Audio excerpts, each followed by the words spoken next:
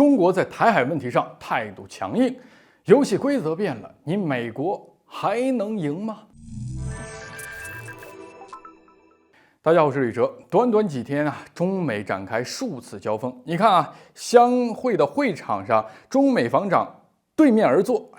就是让你面对面交锋了。而场外呢，中美军舰在台海也是面对面的对峙直接给你横切。而北京呢，中美外交官在京会谈，你看每一件都引起了中外的广泛关注。看着中国防长对美国防长奥斯汀放狠话，以及中国解放军对美军出狠招，大家都直呼解气不过除此之外，不知道有没有关注到的是，当前中国对美国态度已经强硬了很多，尤其是在台海问题上，这次拦截美舰手段不可谓不强硬，而这强硬手段的背后，其实暗藏着中美攻防关系的转换，或者说游戏规则彻底改变。事实上，事关台湾地区，事关中国主权，中国的态度一贯强硬。在台湾问题上，中国也早就不知说了多少次，主权问题没得谈。而自从去年佩洛西窜台事件之后，中国解放军也顺势而为，落实了在台湾周边的常态化战备巡航。而在今年，中美关系因为流浪气球和卖菜会事件一度紧张。鉴于美国频频炒作台海问题，解放军也进一步加强了在台海地区的军事活动，再加上此前的例行军演，更是引得民进党当局异常紧张，直接配合美国在汉光军演中做出调整，为的就是反制解放军登陆。其实你看这次这艘灰溜溜跑掉的中云号，并不是头一次过航台海了。就在今年1月份，美国海军第7舰队就发布了声明，说美军的伯克级驱逐舰中云号会在1月5号通过台湾海峡，并且还在声明中提到了中云号通过的海峡走廊是属于中国领海。对此我东部战区回应，表示对美舰过航行动进行全程警戒跟踪，掌握美军一切动向。那么把这2次解放军的反应对比来看，从跟踪警戒到掌握动向，到横向拦截中云号，这样的转变，我们不难看出，在台海问题上，中美两国的博弈已经悄然转换了，从美攻中守变成了美守中攻。说起来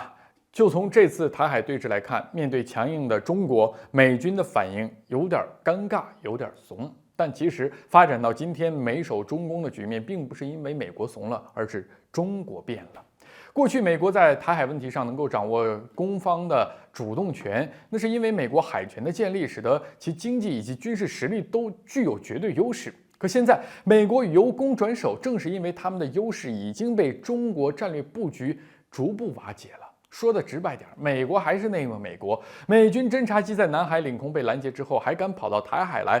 就说明他们的胆子没那么小，贼心也没死。跑到台海来挑衅的美舰之所以改航驶离，那是因为发现中国变了，或者说对华优势怎么没了。解放军的动作更让美国开始担心中国是不是真的要掀桌子了。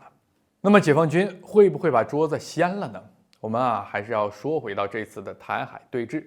我们来分析一下解放军对美军的强硬手段，实际上有2方面的作用。一方面就是大家非常清楚的中国在台海问题上的态度和立场。解放军在台海问题上做这一动作，不仅是给美国画下了红线，也是给台独势力画下了红线。我们清楚，台海问题的根源源自于岛内不安分的台独势力，而想要切断台独势力和美国这样的外部势力勾连，首先就是要打破台独势力的痴心妄想，让他们看到解放军的决心和实力。另一方面，其实也是中国出于战略上的考量。如果说横切美舰的意义在于杀鸡儆猴，是为了震慑台独，那么其2就是杀猴警鸡。要知道当前亚太其他周边国家都在看中美博弈，要看看中方的态度。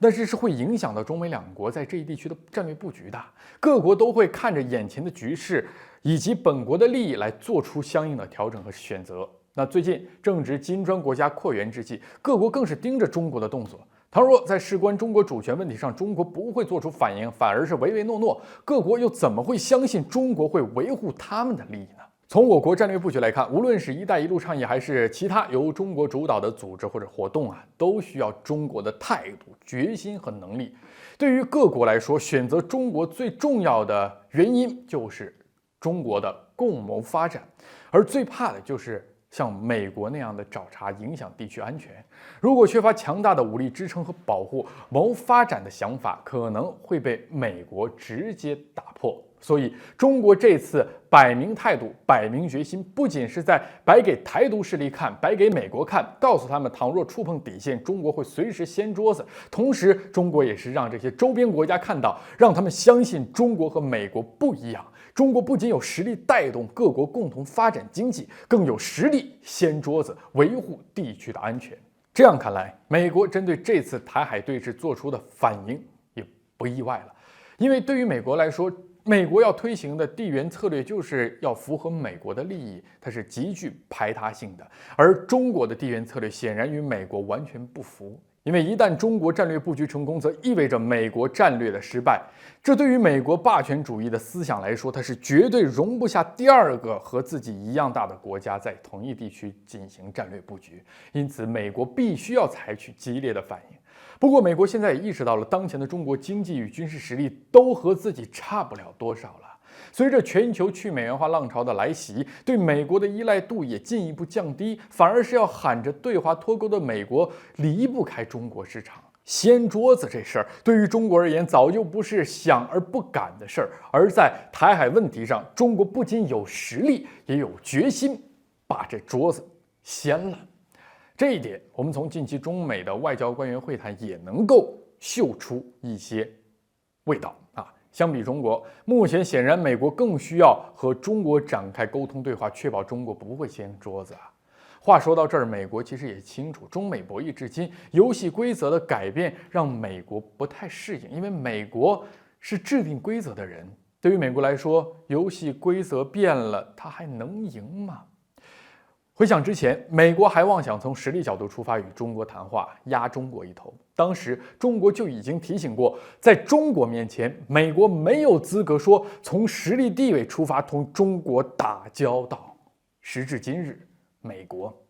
你应该听进去了。好，今天的宇宙观察就是这样，下期再见。